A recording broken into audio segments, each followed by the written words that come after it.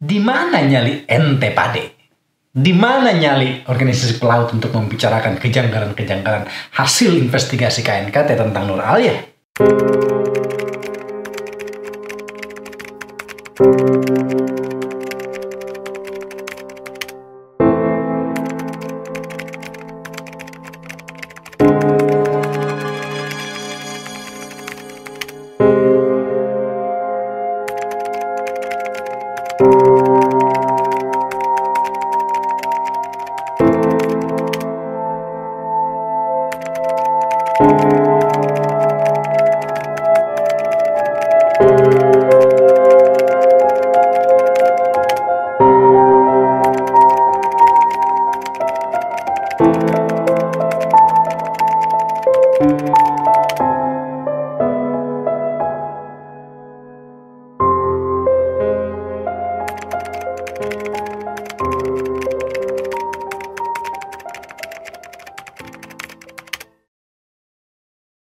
Suamiku, pelautku sayang, lihatlah dulu tanganku yang selalu kau genggam, dan kau selalu meyakinkanku bahwa denganmu semuanya akan baik-baik saja.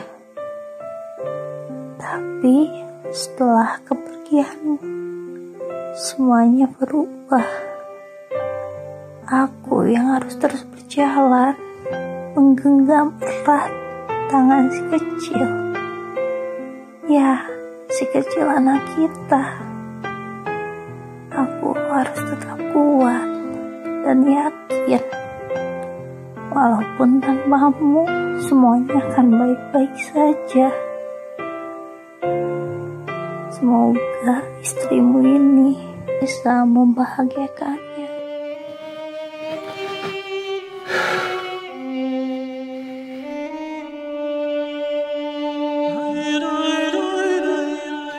Setiap bencana selalu membawa kepedihan yang lebih luas dari sekedar orang yang mengalaminya. Di atas kapal, di belakang mereka ada keluarga, sanak family, ada orang tua, ada ayah, ada istri, dan anak-anak yang perjuangannya belum selesai. Anak-anak yang perlu dibiayai untuk tumbuh, anak-anak yang perlu dibiayai untuk sekolah, anak-anak yang memerlukan sosok ayah. Tetapi dengan bencana itu, mereka harus tercerabut dari keluarganya. Dan tidak ada lagi tulang punggung yang membiayai mereka. Di atas kapal Nur Alia, 2 tahun yang lalu, hampir 2 tahun yang lalu, rekan-rekan kita, kawan-kawan kita telah kehilangan kontak. Seorang istri pelaut di atas kapal menangis ketika menyaksikan lokasi hilangnya suaminya. Dia berkata, "Suamiku, kenapa engkau pergi meninggalkanku? Kamu masih punya hutang kepadaku untuk membesarkan anak-anak bersama-sama. Mereka membutuhkan kau. Kenapa aku harus menjemput kamu di tempat ini? Bukan di tempat lain. Bukan di tempat yang biasanya aku jemput kamu." Saudara, Nur Alia dinyatakan tenggelam setelah hasil akhir dari KNKT diterbitkan dengan press conference 5 Februari 2021 lalu. Tetapi sebenarnya kita belum mengetahui bagaimana keadaan kru dan orang yang berada di atas kapal MV Nur Alia itu. Karena bagaimanapun, status administrasi kependudukan atau secara resmi, orang yang dinyatakan hilang atau yang tidak ditemukan jenazahnya, itu status resminya menunggu hasil keputusan dari pengadilan. Sebagaimana diatur pada pasal 24 ayat 4 Undang-Undang Nomor 23 2006. Jadi tanpa putusan pengadilan, kita tidak bisa mengatakan status administratif dari orang yang berada di atas kapal MV Nur Alia. Saudara, KNKT telah mengeluarkan laporan akhir hasil investigasi Nur Alia yang dinyatakan hilang pada 21 Agustus 2019 lalu. Laporan akhir ini dianggap banyak memiliki kontroversi dan kejanggalan-kejanggalan yang dikandung di dalam. sehingga menimbulkan sebuah persepsi bahwa sebenarnya Nur Alia itu tidak tenggelam, melainkan menghilang begitu saja secara misterius entah kemana, mungkin ditelan langit, ditelan bumi. Inilah kejanggalan yang disimpulkan oleh pihak keluarga dan beberapa media. Keluarga belum percaya dengan tenggelamnya kapal MV Nur Alia. Bahkan ketika KNKT melakukan press conference 5 Februari lalu, mereka melakukan walk out. Sayangnya, tak ada satupun organisasi pelaut yang berani membahas tentang laporan akhir KNKT ini yang banyak mengandung kejanggalan-kejanggalan. Begitu anggapan keluarga dan salah seorang aktivis media, seperti yang dikatakan Ananta Kulto. Masih dengan MV Nur Alia, kok nggak ada ya satupun organisasi pelaut yang berani membahas final report KNKT kasus kapal Nur Alia? Let's say antitesis gitu loh. Di mana nyali ente pade? Di mana nyali organisasi pelaut untuk membicarakan kejanggalan-kejanggalan hasil investigasi KNKT tentang Nur Alia? Kemana lo pade? Demikian kira-kira. Jadi begini saudara, KNKT mengatakan bahwa kapal tenggelam akibat likuifaksi. Seseorang mengatakan kepada saya, wah ini adalah penggiringan image supaya orang percaya bahwa likuifaksi terjadi di atas kapal Nur Alia. Apa sih likuifaksi?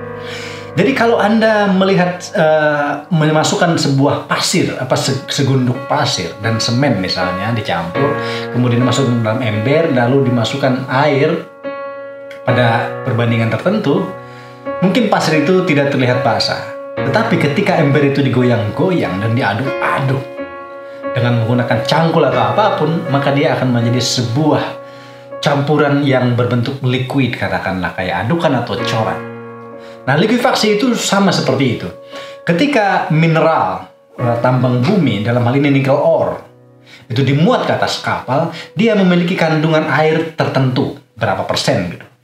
Nah, kandungan air tertentu ini, jika melebihi batas kandungan air yang diizinkan untuk diangkut, kemudian kapal mengalami goyangan, kemudian benturan ombak, ada hentakan-hentakan, dan juga ada getaran-getaran dari kapal itu sendiri akibat getaran mesin, maka muatan ini akan membentuk sebuah campuran yang memiliki liquid. Makanya disebut liquefaction. Bukan liquefaction, tapi liquefaction. Nah, ketika dia sudah membentuk sebuah liquid, katakanlah mirip bubur, maka di dalam ruangan muatan, ketika kapal itu miring kanan, miring kiri, muatan ini akan bergeser ke kanan atau ke kiri. Sehingga ketika bergeser akan timbul healing moment atau momen itu apa sih?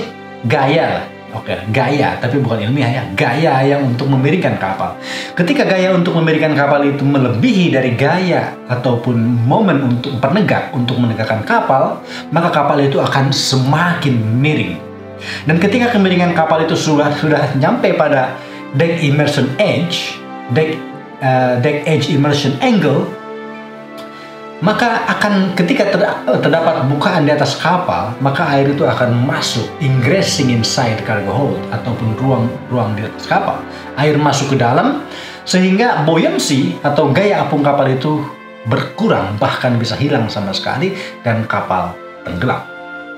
Itulah skenario likuifaksi. Nah, sedikit bisa diterima, masuk akal jika likuifaksi terjadi, kapal bisa tenggelam. Memang kemungkinan bisa terjadi. Mari kita lanjutkan. Nah, kapal Nur Alia ini sampai di pelabuhan pada tanggal 31 Juli kalau tidak salah. Pada tanggal 30 Juli sampai di pelabuhan untuk melakukan pemuatan. Lalu 5 hari sebelum pemuatan, tanggal 31 Juli 2019, PT BPN, dalam hal ini PT BPN sebagai shipper atau pengirim muatan, memberikan MC Certificate atau Moisture Content Certificate dan TML Certificate. di mana moisture content certificate ini mengatakan berapa persen kandungan air di dalam muatan tersebut. Dan TML mengatakan berapa persen kandungan air yang boleh dikandung oleh suatu muatan sehingga aman untuk ditransport atau diantarkan melalui kapal. Nah, di situ dikatakan bahwa kandungan aktual dari moisture dalam muatan itu kurang dari limit yang diperbolehkan. Artinya aman untuk dimuat. Demikian. Kalau aman dimuat, maka nakoda boleh menerimanya atau harus menerimanya. Harus dong, karena kan dia melaksanakan tugas dari perusahaan untuk memuat. Dan ketika muatan itu sesuai dengan standar, yaitu MC-nya kurang dari TML, maka dia harus menerima. Oke, lanjutkan. Lalu, pemuatan dilakukan 5 Agustus. Artinya 5 hari setelah diterimanya sertifikat, dilakukan pemuatan. Itu sudah benar, karena sertifikat moisture content berlaku 7 hari. Lalu 3 hari kemudian setelah pemuatan 8 Agustus 2019, sertifikat moisture content dan TML itu diberikan kembali oleh BPN. Terima kasih, itu sudah sesuai dengan prosedur karena tanggal 8 Agustus itu kan sudah hampir lebih dari 7 hari dari diserahkannya moisture content yang pertama 31 Juli yang memiliki expiry date 7 hari. Jadi 31 tambah 7 ya katakanlah 8. Katakan saja begitu. Jadi sudah melaksanakan kewajiban. Namun, di sini juga mengatakan moisture contentnya kurang dari TML. Jadi masih memenuhi syarat. Namun pada tanggal 18 Agustus, ingat 18 Agustus itu 1 hari sebelum selesai pemuatan. Pada 18 Agustus 2019, PT Sukovindo, yaitu surveyor independen pihak ketiga yang melakukan pengetesan moisture content dari muatan, pada 18 Agustus ditemukan bahwa moisture contentnya itu lebih dari TML. Mengapa? BPN itu, PT BPN melaporkan jauh-jauh hari, yaitu tanggal 31 Juli dan 8 Agustus tentang moisture content. Tetapi kenapa Sukovindo baru melaporkan tanggal 18 Agustus? Karena memang Sukovindo itu melakukan pengetesan moisture contentnya itu di atas kapal ketika dilakukan pemuatan. Dan hasil dari pengetesan itu baru keluar setelah memerlukan waktu 18 jam. Artinya apa? Pengetesan dilakukan Sukovindo itu hampir useless bagi kru kapal. Mengapa? Tesnya dilakukan sambil dimuat. Kan aneh, ya kan? Tesnya dilakukan sambil muat. Bagaimana bisa tahu bahwa muatan tersebut itu aman dimuat ke kapal, padahal pengetesannya pun saat itu dan baru 18 jam kemudian bisa keluar hasilnya? Menurut saya lucu. Nah, tapi kan Sukovindo ini ditugaskan oleh shipper untuk menghasilkan nanti hasil akhir dari jumlah muatan seluruhnya itu moisture contentnya berapa. Nah, data hasil pemeriksaan moisture content dari Sukovindo tersebut pada tanggal 20 Agustus, yaitu pada hari H ketika kapal berangkat, itu dilaporkan kepada PT BPN. Jelas kepada PT BPN karena dia akan ditugaskan oleh PT BPN untuk melakukan itu. Namun, oleh PT BPN ini, hasil laporan ini tidak diberikan kepada nakoda Nur Alia. Seharusnya laporan akhir dari PT Sukovindo yang diterima BPN itu diberikan kepada nakoda sebagai cargo information. Ini harus dilakukan, seperti yang dikatakan oleh KNKT. Karena tidak dilakukan, sehingga nakoda itu tidak mengetahui kandungan yang sebenarnya di atas kapal itu. Kandungan moisture-nya. Nakoda hanya berpatokan pada moisture content report yang diberikan 31 Juli dan 8 Agustus. Dan ingat, dari 8 Agustus sampai 19 Agustus itu berapa hari? 11 hari. Dalam rentang itu, PT BPN tidak memberikan lagi moisture content yang baru. Dia telah melakukan pelanggaran. Itu berdasarkan laporan dari KNKT. Nah, karena tidak diberikan, nakoda tidak mengetahui. Sehingga nakoda tidak bisa berbuat sesuatu di atas kapal untuk katakanlah menghindari likuifaksi seperti itu. Nah, kalaupun dilaporkan misalnya oleh PT BPN kepada Nakoda bahwa hasil dari Sukovindo mengandung moisture content yang tinggi, lah percuma, muatan itu sudah dimuat, mau bagaimana lagi? Nah, inilah sistem yang perlu diubah, menurut saya diperbaiki. Lalu pertanyaannya, benarkah terjadi likuifaksi di atas kapal? Tidak tahu. Jelas tidak tahu. Mana yang benar? Apakah moisture content lebih kecil dari TML sebagaimana hasil BPN? Atau moisture content lebih besar dari TML seperti hasil Sukovindo? I don't know. Nah, jika katakanlah benar likuifaksi itu benar moisture content itu terjadi lebih besar daripada TML, maka likuifaksi kemungkinan terjadi mungkin. Lalu likuifaksi apakah bisa menyebabkan tenggelamnya kapal? Banyak kasus terjadi. Nah, tetapi tenggelamnya kapal itu atau terbaliknya kapal cuman punya satu penyebab. Terbaliknya kapal itu cuman punya satu penyebab, yaitu ketika listing moment atau healing moment, momen yang memiringkan kapal itu lebih besar daripada momen yang membalikan kapal. Dan satu-satunya penyebab kapal itu tenggelam adalah ketika buoyancy kapal itu hilang. Itu dari segi stabilitas kapal. Nah, yang menarik adalah nilai equilibrium stabilitas kapal Nur Alia berdasarkan perhitungan KNKT ditemukan nilai GMT atau nilai GM transversal, yaitu tinggi metacentric height dari kapal Nur Alia itu dikatakan 0,327 kalau nggak salah. Ya, 0,327 artinya 32,7 cm saja. Tetapi dari GZ curve atau kurva stabilitas yang diberikan oleh KNKT itu sendiri terlihat jelas bahwa GM itu tidak 0,327, lebih dari itu. Siapapun yang melihat laporan equilibrium 0,327 dibandingkan dengan stabilitas GZ curve, orang yang mengerti stabilitas kapal maka menyimpulkan ini kontradiktif, tidak sesuai dan tidak benar. GM kapal Nur Alia lebih besar dari sekedar 0,327. Apa itu artinya? Terdapat kontradiksi internal di dalam laporan KNKT. Bagaimana kredibilitas laporan ini? I don't know. Hal yang perlu dicatat adalah bahwa laporan KNKT ini merupakan pengejawantahan atau pelaksanaan dari pasal 256 Undang-Undang 17 2008 yang menuntut KNKT untuk memeriksa kecelakaan-kecelakaan. Nah, laporan akhir ini merupakan bagian dari pelaksanaan undang-undang di mana laporan investigasi kecelakaan itu salah satunya adalah laporan akhir atau final report yang sekarang diproduksi. Jadi KNKT sudah melaksanakan tugasnya. Tetapi yang menarik, seperti yang dikatakan sebelumnya, kok tidak ada yang berani membahas? Saya tidak tahu. Tapi kata Kapten Ananta Gultom, seperti yang dikatakan tadi, katanya tidak ada satupun kesatuan pelaut atau apalah organisasi pelaut. Saya nggak tahu benar apa enggak. Dan makanya saya bahas. Bolehkah saya membahas KNKT? Jelas boleh. Mengapa? Karena seperti yang dikatakan oleh KNKT itu sendiri dalam laporannya, laporan KNKT tidak dapat digunakan sebagai dasar untuk menuntut atau menggugat di hadapan peradilan manapun.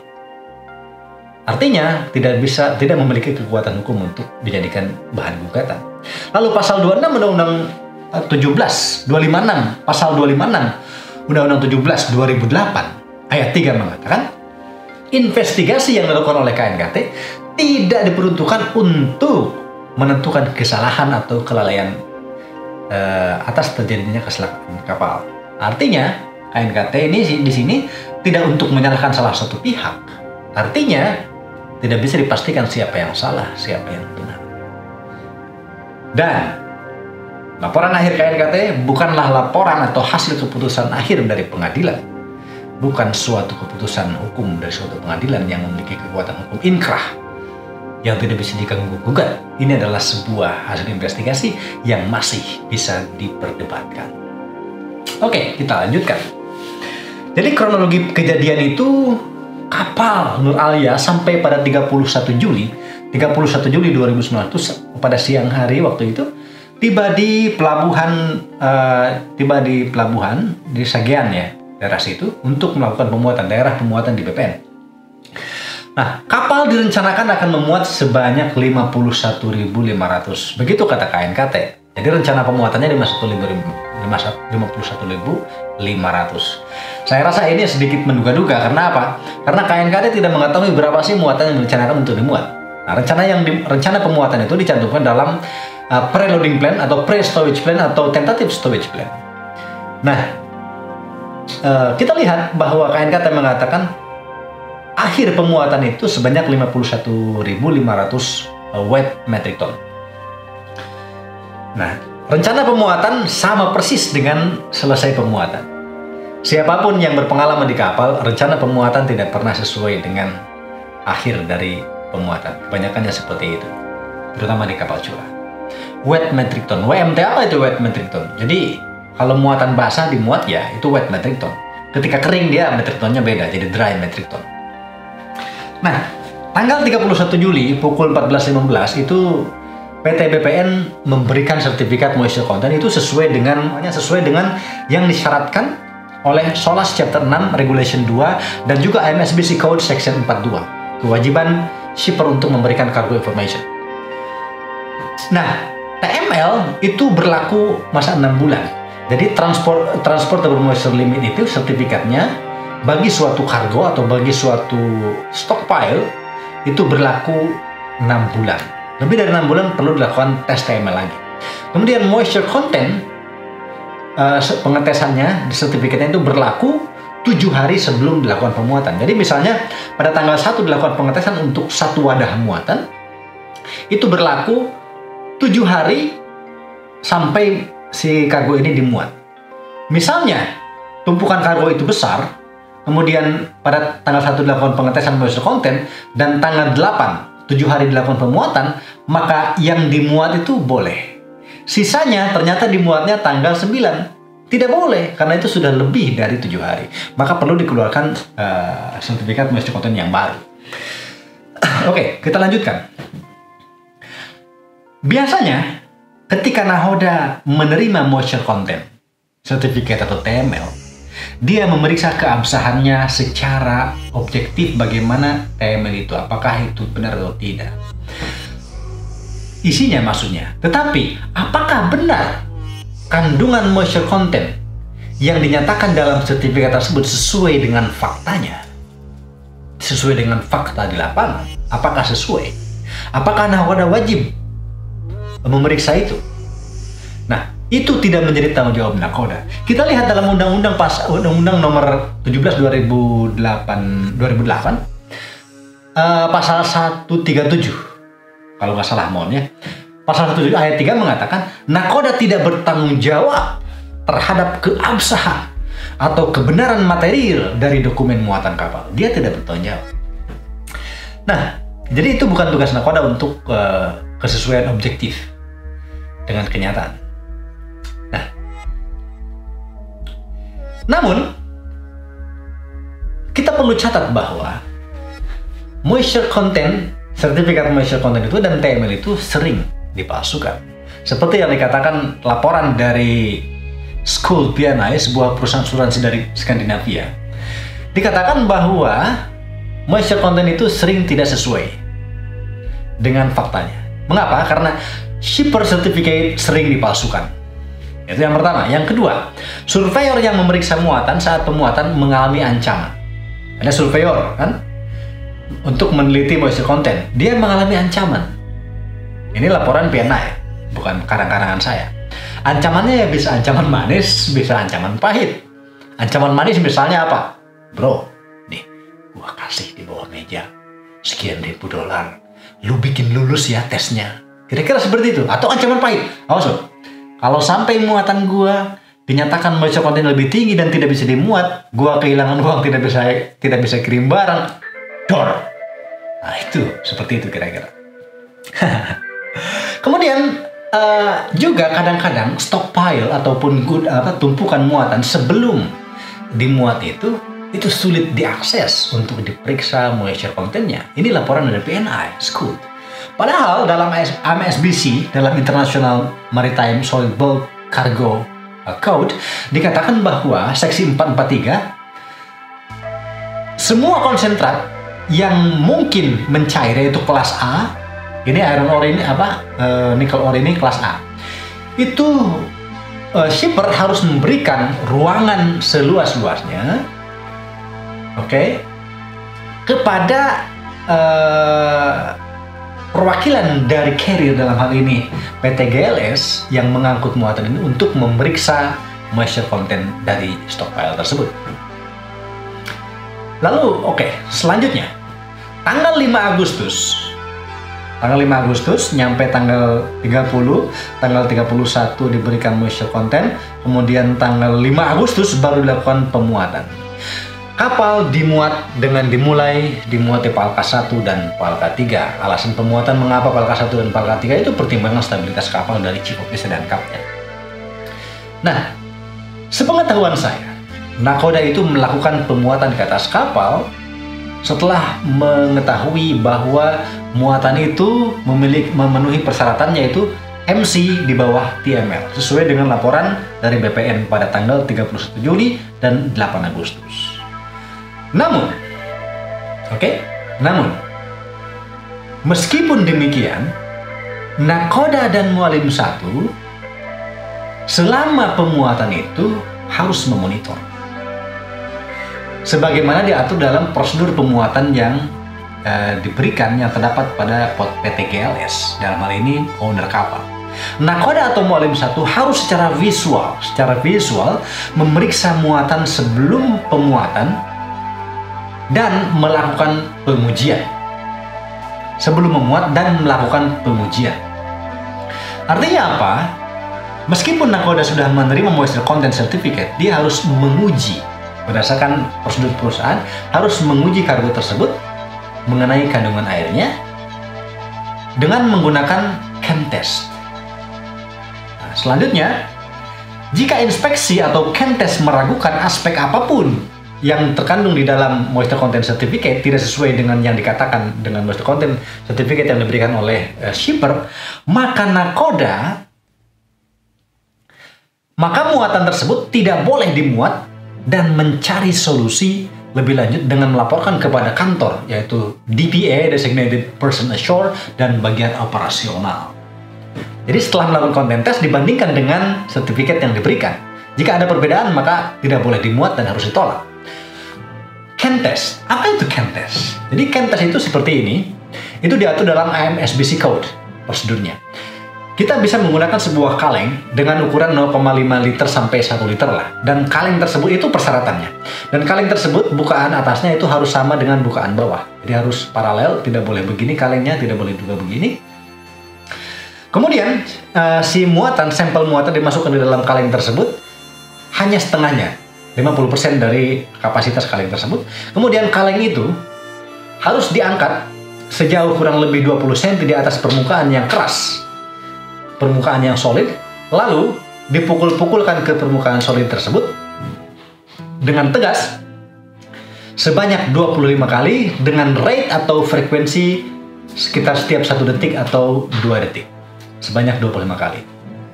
Nah, dari situ kita bisa melihat ke dalam. Jika muatan tersebut di atasnya terdapat akumulasi air atau membentuk suatu campuran seperti bubur atau mirip-mirip seperti itu, maka patut dicurigai itu moisture contentnya lebih besar daripada TML. Jika demikian, nakoda harus melaporkan kepada perusahaan, dalam hal ini GLS, untuk advice lebih lanjut. Dilakukan pemeriksaan berikutnya di laboratorium. Jika ternyata confirm bahwa moisture content itu lebih dari TML sesuai dengan hasil chem test, maka nakoda berhak untuk menolak muatan tersebut sebagaimana diatur dalam SOLAS Chapter 6, Regulation 6 Strip 2 dan Regulation 7 Strip 7. Hak penolakan ini diatur di dalam ISM Code elemen 5.2 dan SOLAS Chapter 5 Regulation 341 tentang Master's Discretion. Berdasarkan judgment, professional judgment, pertimbangan profesional kapten, atau master atau nakoda, dia berhak untuk menolak muatan tersebut. Bahkan ini bukan sebuah hak atau kewenangan, tetapi ini adalah sebuah kewajiban untuk menolak, wajib menolak, seperti diatur dalam AMSBC Code Section 731, bahwa di situ concentrate or other cargoes which may liquid shall only be accepted,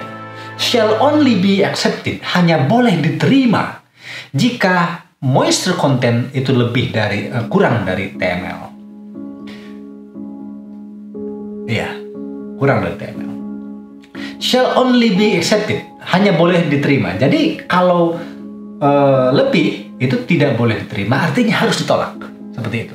Sesuai juga dengan Undang-Undang Nomor 17 Tahun 2008 Pasal 137 Ayat 4, di mana dikatakan bahwa nakoda wajib menolak dan memberitahukan kepada instansi yang berwenang apabila mengetahui muatan yang diangkut tidak sesuai dengan dokumen muatan. Bagaimana cara mengetahui muatan yang tidak sesuai dengan dokumen muatan? Yaitu tadi, dengan menggunakan melakukan chem test. Dan ini wajib dilakukan sesuai dengan prosedur perusahaan. Baik.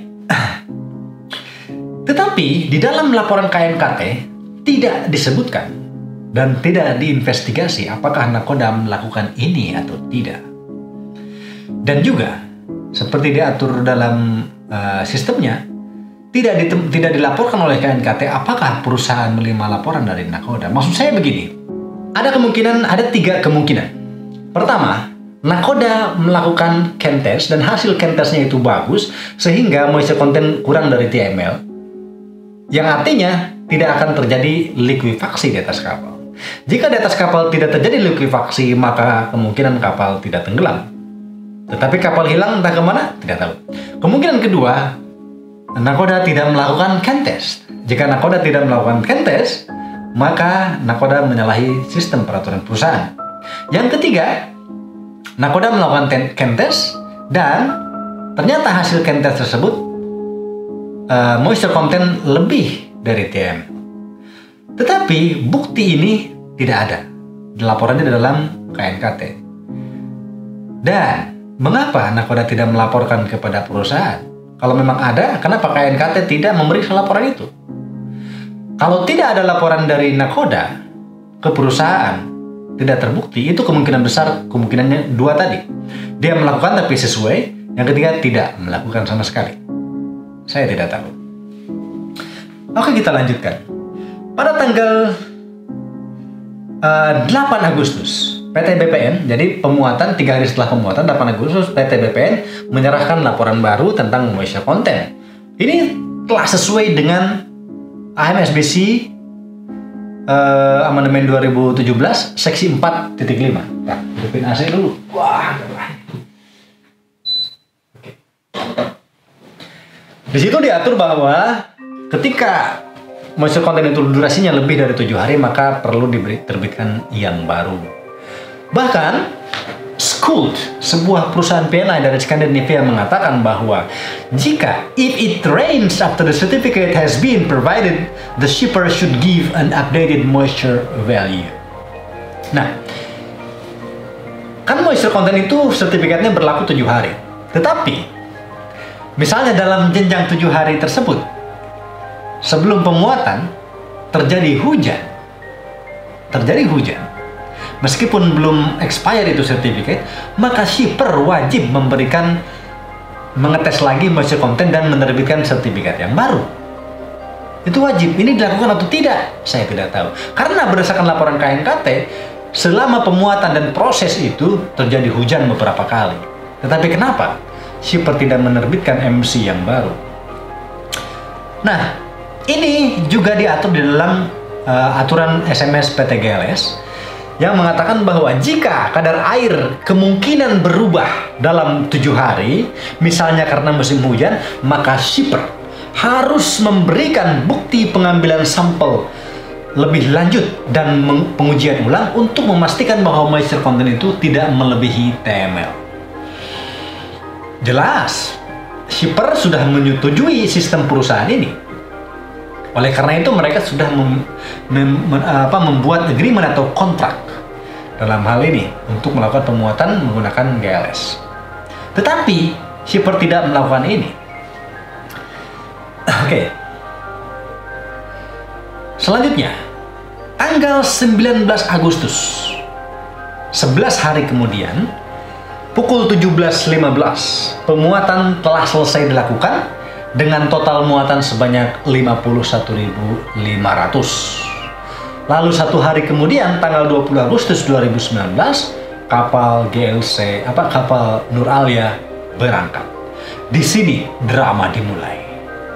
Apakah Nur Alia ini tenggelam, hilang di telan bumi, atau misterius? I don't know.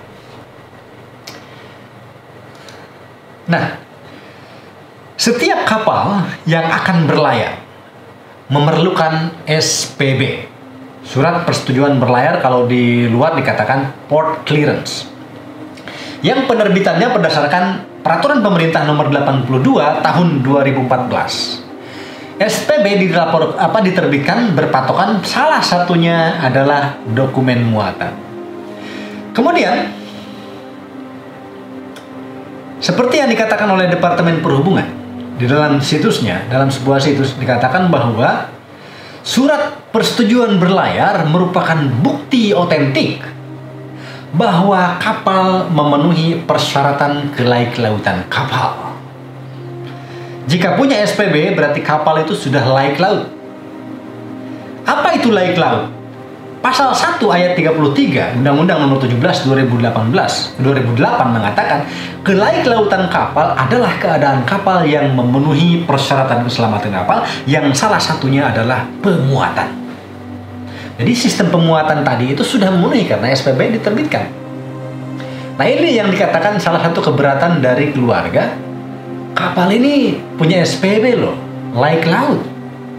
Kok kapal laik laut kok bisa tenggelam? Bagaimana bisa likuifaksi terjadi?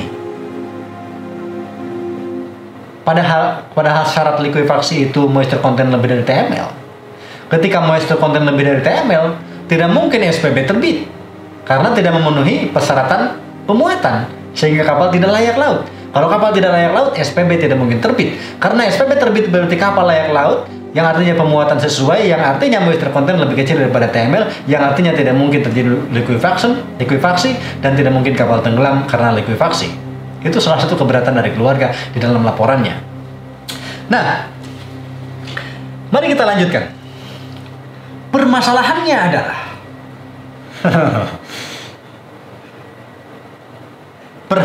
permasalahannya adalah laporan KNKT pada bagian 2.4 mengatakan penerbitan persetujuan berlayar, Nur Alia memiliki surat persetujuan berlayar atau SPB yang diterbitkan oleh Syah Bandar KUPP Wedah pada tanggal 10 Agustus 2019. Oh God. Pukul 12.00 waktu Indonesia Timur dengan muatan sesuai manifest kapal. KNKT bilang SPB itu diterbitkan tanggal 10. Ya, tanggal 10 jam 12 siang. Padahal pemuatan baru selesai tanggal 19 Juli. Bagaimana bisa surat persetujuan berlayar terbit 9 hari sebelum pemuatan sesuai? Lucu kan? Kemudian muatan sesuai manifest katanya. Loh, manifestnya aja belum jadi kok. Orang muatannya belum selesai. Kan muatan itu jumlahnya itu sesuai dengan matrices setelah draft survei dan lain sebagainya. Nah, pertanyaannya, jika penerbitan ini seperti itu, maka itu terjadi kelalaian. Jika benar Nur Alia tenggelam, oke? Adakah unsur pidana kelalaian petugas dalam hal ini Syah Bandar yang menerbitkan SPB sebelum selesai pemuatan? Adakah unsur pidana di situ atau pelanggaran administrasi atau apapun namanya itu? Oke, baik, kita lanjutkan.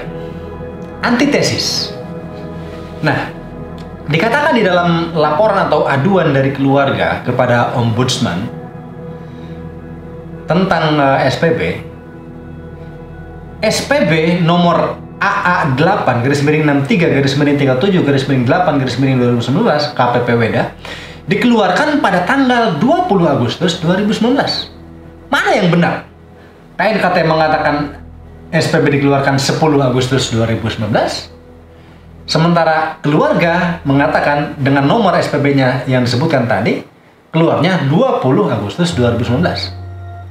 Kalau yang benar adalah KNKT 10 Agustus dikeluarkan sebelum selesai pemuatan, maka pelanggaran terberat yang dilakukan adalah oleh KUPP Ueda, Syahbandar KUPP Ueda. Tetapi jika dikatakan yang benar adalah oleh keluarga, itu tanggal 20, SPB berarti kapal tersebut layak laut, telah selesai dilakukan pemeriksaan. Karena SPB diterbitkan itu sesuai dengan hasil pemeriksaan oleh Syahbandar tentang pemuatan salah satunya. Oke. Tetapi manapun yang benar, baik diterbitkan tanggal 10 maupun diterbitkan tanggal 20 SPB itu, yang mengejutkan adalah seperti yang dikatakan oleh KNKT. Hanya saja saat penerbitan SPB, Syahbandar KUPP Ueda tidak melakukan penilaian terhadap dokumen yang dikeluarkan shipper. Ingat, dokumen master content dan TML tidak dinilai oleh KUPP, Syahbandar KUPP. Surat pernyataan shipper declaration, validasi dari sertifikat pengujian TML dan sertifikat pengujian MC seharusnya menjadi penilaian apakah sesuai dengan aturan atau tidak. Yang di dalam SBC Code harus dilakukan. Nah, di dalam SBC Code itu kewajiban pemerintah itu memastikan bahwa kontennya itu benar.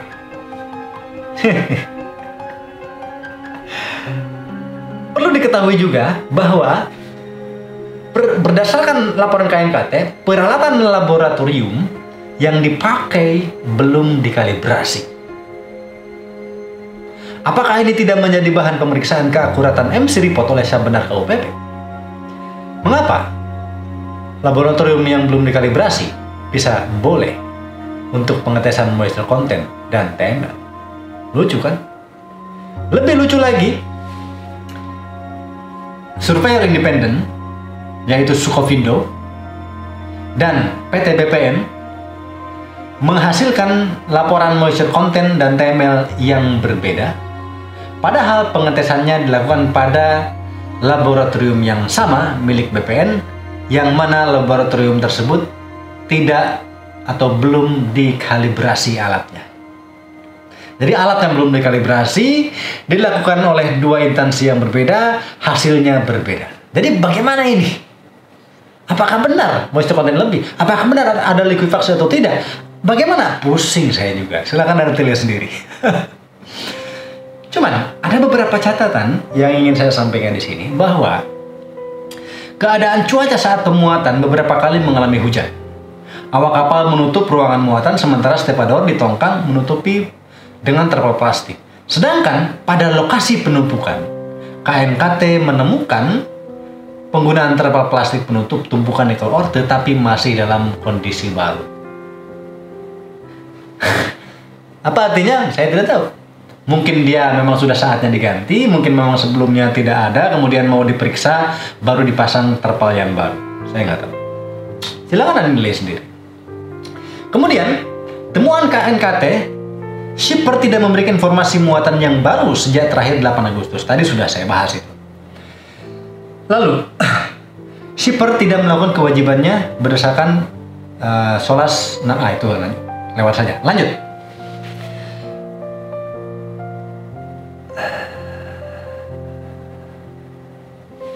Apa ya? Rehat dulu lah, capek. Udah berapa menit saya ngomong? Banyak juga. Nah, oke. Sekarang kita akan berbicara bagaimana mulai kapal itu hilang kontak dan bagaimana sebenarnya yang terjadi. Tanggal 21 Agustus pukul 03.56. Wah, lagi enak-enaknya tidur nih. 03.56. Mungkin Molim 1 baru naik ke Anjungan untuk menggantikan Molim 2. Merupakan data terakhir AIS diterima. Kapal berada pada posisi 0110 sekian lintang selatan dan 12835 menit 1,25 detik bujur timur. data ini diambil dari Marine Traffic. Ingat, data ini diambil dari Marine Traffic. Itu kata KNKT. Mari kita lihat data kapal Nur Alia di Marine Traffic. Berdasarkan situs tersebut, data terakhir yang diterima bukanlah 21 Agustus 0356 seperti klaim KNKT, melainkan data terakhir yang diterima oleh Marine Traffic adalah yang seperti yang ditampilkan dalam situsnya, dalam hal ini 24 Juli 2019. Artinya, sejak 1 bulan sebelumnya, AIS Nur Alia itu sudah hilang kontak, tidak memancarkan sinyal. Apa ini artinya? Tidak tahu. Padahal Marine Traffic mengatakan di dalam situsnya Marine Traffic mengatakan begini dalam situsnya. Kapal yang berlayar di dalam cakupan ataupun masih dalam vicinity Marine Traffic Network, receiver AIS dari Marine Traffic, dia posisinya itu diupdate secara real time, hampir real time. Jadi selalu dia terdeteksi di Marine Traffic kalau berada pada range dari stasiun darat penerima sinyal-sinyal itu. Nah, sedangkan sinyal dari kapal yang jauh dari stasiun penerima sinyal AIS punya milik Marine Traffic, dia ditangkap oleh satelit. Dan rata-rata, kata Marine Traffic itu, on average we get one position update per 1 hour. Per hour for ocean going vessel. Jadi, kata Marine Traffic, walaupun dia jauh dari jangkauan, dia terima dari satelit, dan rata-rata itu Marine Traffic menerima informasi AIS setiap 1 jam. Setiap 1 jam. Kemudian, the leaf map ataupun peta live, and the other website page, dan halaman website lainnya, termasuk halaman yang sedang kita buka ini, update accordingly. Artinya apa? Posisi, walaupun kapal itu jauh, diterima oleh Marine Traffic setiap 1 jam, maka live map dan halaman lainnya itu update setiap 1 jam juga. Itu kata Marine Traffic. Jadi seharusnya sejak tanggal 24 Juli itu setiap jam update terus oleh Marine Traffic. Update terus. Tetapi ternyata tidak ada lagi data Marine Traffic setelah 24 Juli. Artinya setelah 24 Juli ini, AIS Nur Alia ini tidak memancarkan, entah karena mati, entah karena dimatikan, entah karena rusak, entah karena sabotase, entah karena rencana apa. Kok dimatikan? I don't know. Oke.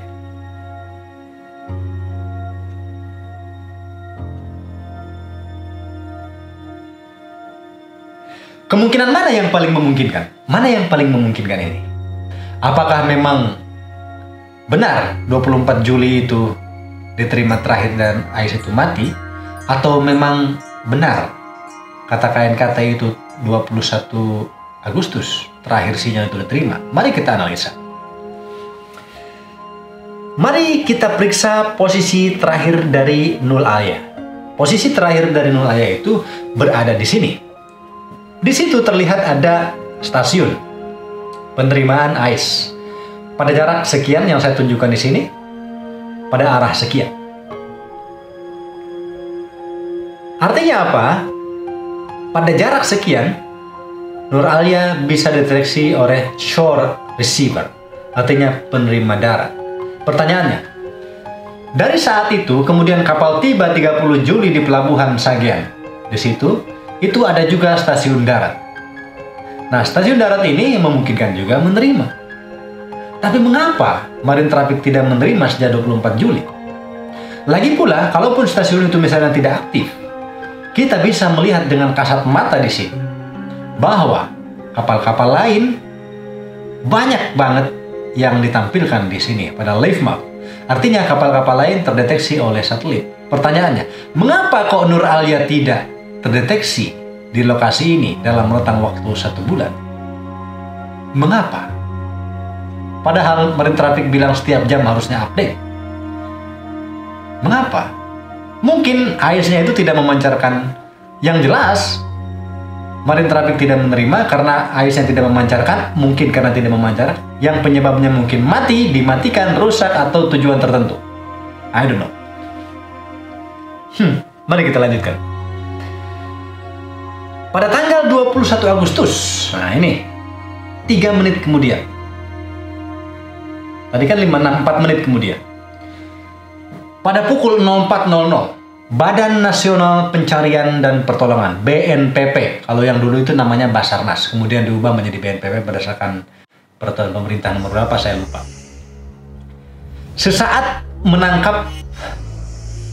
BNPP sesaat menangkap sinyal peringatan mara bahaya dari Emergency Position Indicating Beacon yang dipancarkan melalui frekuensi 121,5 MHz, tetapi tidak ditindaklanjuti karena sinyal ini dianggap sering salah atau sebagai sinyal palsu.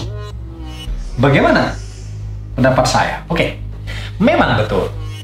IMO, International Maritime Organization, dan ICAO, International Civil Aviation Organization, telah setuju dan sepakat untuk menyudahi pendeteksian IPIRB oleh satelit Cosmosat melalui frekuensi 121,5. Jadi mereka bersepakat sudah menyudahi, itu tidak berlaku lagi sejak 1 Februari 2009. Jadi frekuensi 121,5 itu tidak terdeteksi lagi oleh satelit. Karena 98% dari sinyal yang dipancarkan pada frekuensi 121,5 MHz itu 98% itu palsu. Nah, tetapi sinyal ini dipakai pada IPIRB, sehingga IPIRB memiliki dua frekuensi, yaitu 406 MHz dan 121,5 MHz sebagai sinyal homing, artinya untuk mendeteksi kapal ketika mara bahaya yang dipancarkan dan ditangkap oleh stasiun-stasiun ataupun kapal-kapal atau pesawat yang memberikan pertolongan pada saat itu. Tetapi, apakah ini sinyal peringatan mara bahaya? Apakah benar yang diterima 21 Agustus itu sinyal peringatan mara bahaya? Ini kontroversinya nih dari pihak keluarga dalam laporan resmi. Dalam aduan resmi dari perwakilan keluarga kepada Ombudsman dikatakan, tanggal 21 Agustus 2019, BNPP menangkap signal IPIRB, tetapi diabaikan dan dianggap false. Hal ini diperkuat dengan statement KNKT dari WA Handphone Call Center, dari WA, yang menyatakan bahwa dari informasi ship owner, IPIRB tanpa sengaja terkirim istilah IPIRB false alert di kapal sudah ditemukan sedang melakukan perbaikan di pelabuhan Obi. Begini isi pesannya, saya bacakan. Sama-sama, Bu. Assalamualaikum Ibu Eka, Bu Eka. Kami mendapat info sebagai berikut. Info dari perusahaan pemilik kapal Gurita Lintas Samudra. IPIRB kapal tersebut tanpa sengaja teraktivasi dan terkirim istilahnya IPIRB false alert, sehingga terkirim pemberitahuan mara bahaya ke BNPP dalam kurung Basarnas. Info dari ship owner, kapalnya sudah ditemukan dan sedang melakukan perbaikan di Pulau Obi. Kondisinya blackout dan susah sinyal di sana. Artinya apa? Sinyal tanggal 21 Agustus yang jam 4 pagi itu, menurut testimoni WA ini, itu bukan sinyal mara bahaya, tetapi adalah false alert ketika kapal itu mengalami kerusakan dan saat itu kapal itu sudah berada di Pulau Obi, sudah ditemukan dan sedang melakukan perbaikan di Pulau Obi. Itu tanggal 21 katanya. Oh my god, ini yang benar mana ini? Kapal kok diingat ya? Kapal sudah ditemukan di Pulau Obi, lokasinya di sini.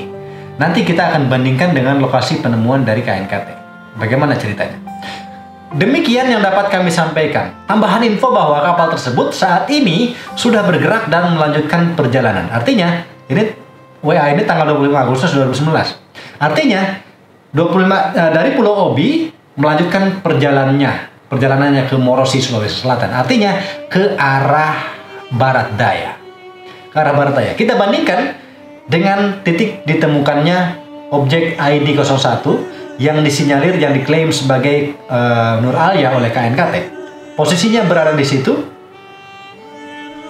Dan bagaimana kok bisa pindah ke situ kapal sejauh ini? Apakah mungkin itu badan Nur Alia? Anda nilai sendiri. Baik, kita lanjutkan.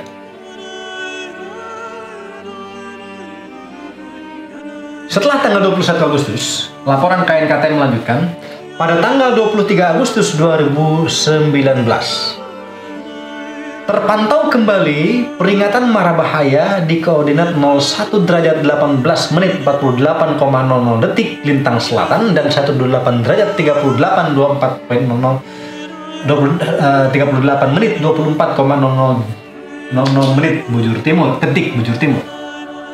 Oke. Setelah 2 hari kemudian diterima lagi sinyal IPEB. Mari lihat posisi kapal terakhir 4 menit sebelum diterimanya sinyal IPEB pertama. 4 menit. Nah, posisi sebelum IPEB pertama. Kapal berada pada posisi 01 derajat 10 menit 1,33 menit detik lintang selatan dan 128 derajat 38 menit 1,25 detik bujur timur. Ini berdasarkan dari posisi ice yang terakhir 4 menit sebelum sinyal IPEB pertama dipancarkan. Lihat, oke? 4 menit sebelum diterimanya sinyal IPEB, kapal berada pada posisi ini berdasarkan sinyal ice. Lalu tanggal 21 pada tanggal 21 juga 4 menit kemudian diterima sinyal IPEB pertama. Nah, sinyal IPEB pertama dikatakan itu merupakan sinyal fast alert yang tanpa sengaja diberikan. Dan kapalnya berada di Kepulauan Obi. Jadi dalam waktu seolah-olah kesannya itu dalam waktu 4 menit kapal ice terakhir ada di sini, tetapi IPEB terdeteksi di daerah sekitar situ. Dalam waktu 4 menit menempuh jarak sekian jam. Apa itu artinya? I don't know. Dan fakta ini perlu diverifikasi lebih lanjut. Nah, selanjutnya, oke, lanjutkan. 4 menit sebelum IPEB diterima, kapal berada pada posisi sekian. Katakanlah ini benar. 2 hari kemudian, posisi kapal berdasarkan sinyal IPEB yang kedua berada pada posisi 01 derajat 18 menit 48,0 detik lintang selatan dan 128 derajat 38 menit 24,0 bujur timur. Artinya di sekitar situ. Artinya terdapat perpindahan posisi IPEB dari yang pertama ke yang kedua sejauh 9,2 nautical miles ke arah 158 derajat. Ya, 9,2 nautical mile ke arah 158,4 derajat. Mari kita bandingkan dengan bagian 17 informasi cuaca yang diberikan oleh KNKT pada saat kejadian. Menurut KNKT, pada saat kejadian, angin bertiup dari tenggara selatan dengan kecepatan 10-20 knots. Artinya, IPEB berjalan atau bergerak melawan arah angin.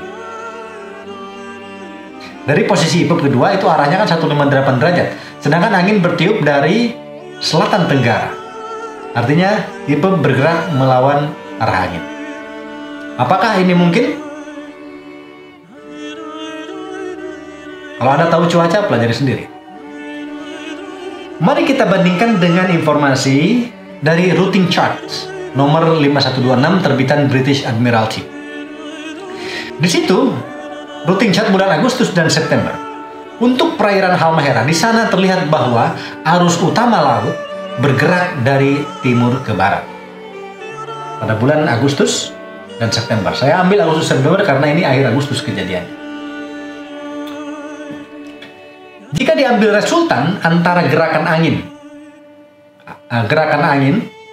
yang menuju arah barat laut kurang lebih dengan arah arus yang menuju ke barat, maka resultannya itu vektor pengarahnya menuju ke arah barat laut atau mendekati barat laut. Namun IPEB bergerak ke arah selatan tenggara. Apakah ini mungkin? Dapatkah IPEB bergerak melawan arah resultan angin dan arus?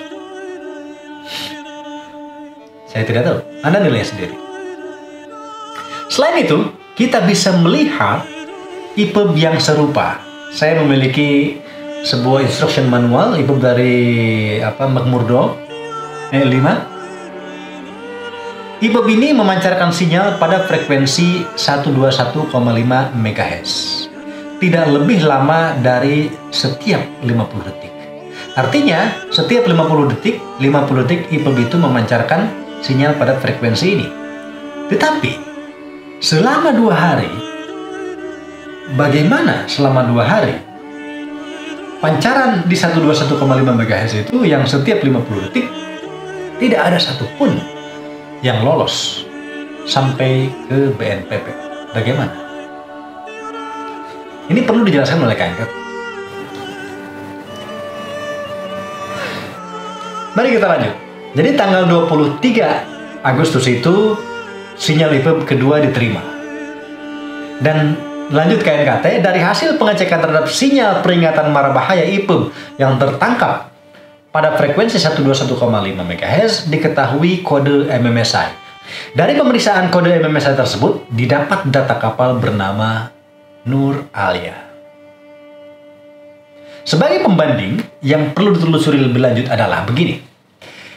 Di dalam Wikipedia kita bisa membaca bahwa beacons operating on 121.5 MHz and 243.0 MHz only simply transmit an anonymous siren tone and thus carry no position or identity information to SAR agency.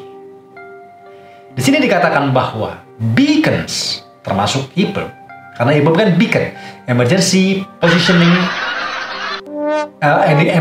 position indicating radio beacon.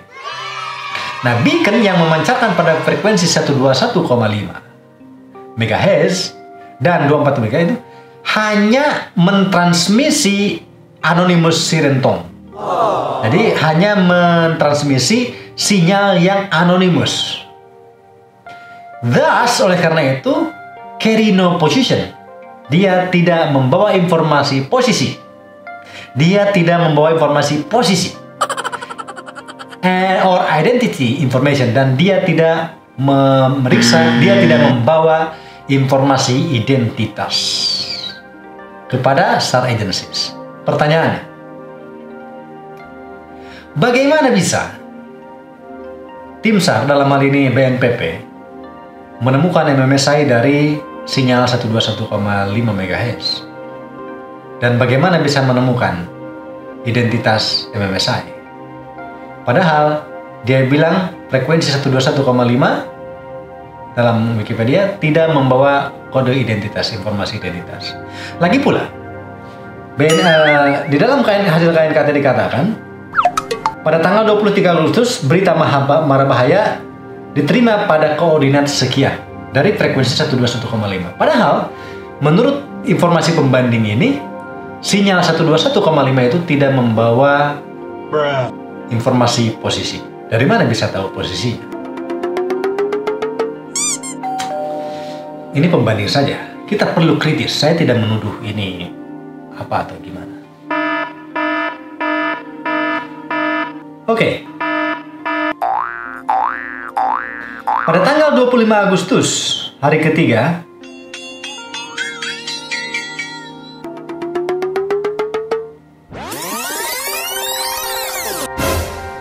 pukul 13.30, informasi dari BCC bahwa distress alert signal Nur Alia kembali terpantau di koordinat 02 derajat 3348 lintas selatan dan 127 derajat 07 menit 54 detik bujur timur atau di perairan Pulau Buru.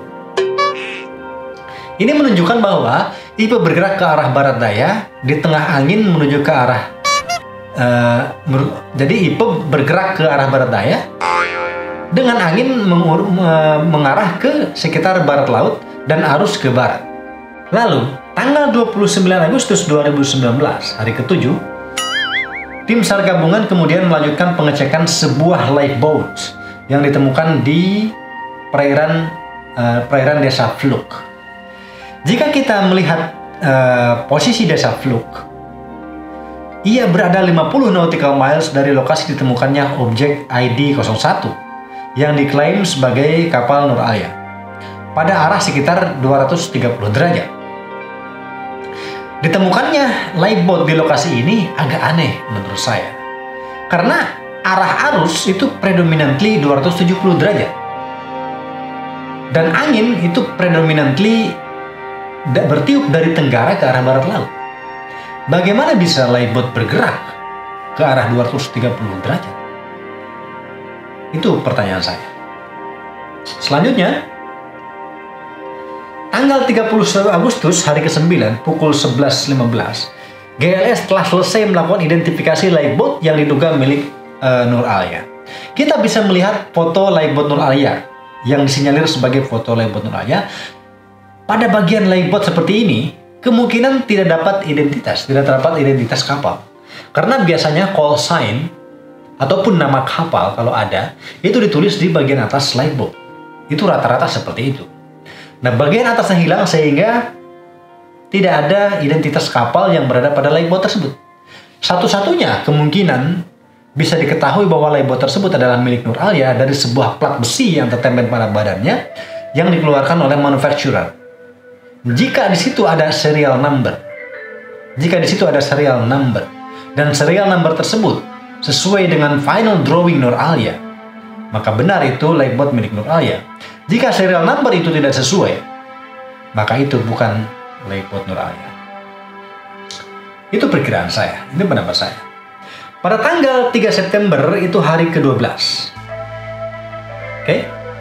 KN SAR 237 Panduwinata ke lokasi kejadian perkara untuk melaksanakan pencarian dengan menggunakan peralatan finger locator. Jadi finger locator ini bertugas untuk mendeteksi acoustic beacon yang ada pada VDR. Dia ada kapsul, dalamnya itu ada acoustic beacon yang dikasih baterai, yang baterainya bisa bertahan usia baterainya itu 5 tahun dan bisa beroperasi selama 30 hari. Nah, Nur Alia dilengkapi dengan SVDR JRC JY1850 tipenya yang dapat terdeteksi pada kedalaman 1.800 meter sampai dengan 3.600 meter dan mampu hidup setidaknya 30 hari memancarkan sinyal pada frekuensi 37,5. Jadi pada kedalaman sekian VDR-nya itu kemungkinan terdeteksi. Tetapi KNKT tidak berhasil tim SAR tidak berhasil mendeteksi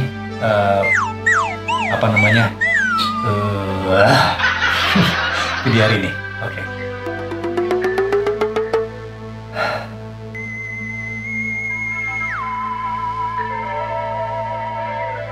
Tanggal 9 September hari ke-18, SMC terima info dari PT GLS menyatakan bahwa ada penemuan lifebuoy. Bertuliskan Nur Alia di sekitar perairan desa Fluke yang berlokasi 5 nautical mile barat daya Pulau Gomumu. Setelah ditemukan juga vendor Yokohama di perairan desa. Nah, temuan lifebuoy dan juga vendor Yokohama belum cukup meyakinkan bagi para keluarga.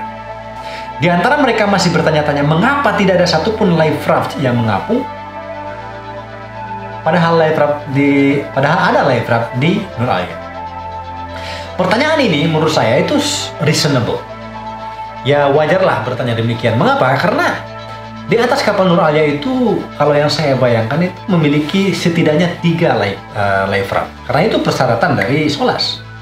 1 di kiri, 1 di kanan, kemudian 1 di depan berkapasitas 6 orang. Yang depan memang dia tidak bisa mengapung karena dia di lashing dan tidak memiliki hydrostatic release unit. Tidak wajib. Nah, yang kiri kanan ini, life raft itu kan memiliki hydrostatic release unit yang artinya ketika kapal itu tenggelam, maksimum pada kedalaman 4,5 meter, jadi sebelum 4,5 meter juga bisa terjadi. Maksimum 4,5 meter, si hydrostatic release tersebut akan tertekan oleh air, kemudian pisau yang di dalamnya akan memotong lashingan atau tali pengikat life raft itu sehingga life raft tersebut akan mengapung. Nah, ketika life raft sudah mengapung, maka tali painter atau tali pengikat life raft tersebut yang dihubungkan ke badan kapal itu akan memanjang dan akhirnya kencang. Ketika tali painter ini kencang, yang diakibatkan oleh gaya ke atas dari tabung life raft itu kan dia mengapung di air, ada buoyancy. Nah, gaya buoyancy inilah yang membuat tali kencang, karena gaya buoyancy bertentangan dengan gaya tenggelamnya kapal sehingga tali mengencang. Tali yang kencang ini akan menarik atau men-trigger tabung karbon dioksida yang ada di dalam tabung life raft tersebut sehingga mengeluarkan udara karbon dioksida tersebut dan mengembangkan life raft. Ketika life raft mengembang, maka gaya buoyancy-nya pun semakin besar. Dan gaya buoyancy yang besar ini akan semakin membuat painter itu kencang, dan akhirnya painter itu akan putus dari badan kapal. Mengapa? Karena painter itu dihubungkan dengan weak link, di mana weak link ini akan pecah dan putus ketika terdapat gaya yang besar. Dengan demikian, maka life raft ini seharusnya bisa mengapung. Dan juga kita bisa melihat bahwa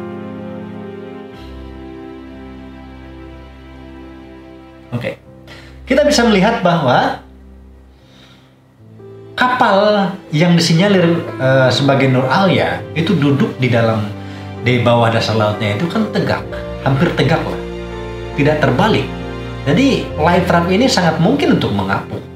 Kecuali kalau kapal itu terbalik, life raft tertindih oleh kapalnya, saya rasa mungkin tidak mengambang.